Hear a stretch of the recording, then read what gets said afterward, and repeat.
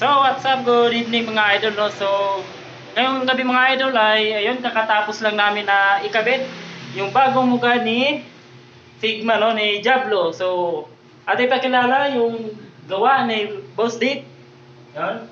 Boss Dave Custom. So, siya ang may gawa ng mas ni Diablo natin. O, kung makikita nyo, diyan, napakapugi niyan mga idol, no? So, pati yung sa taillight niyan, napaka original na taillight ng G1000 mga idol, no? So, ayan. Makikita nyo, napakaangas. So, yun. So, maraming salamat, Otol. So, Problema. satisfied.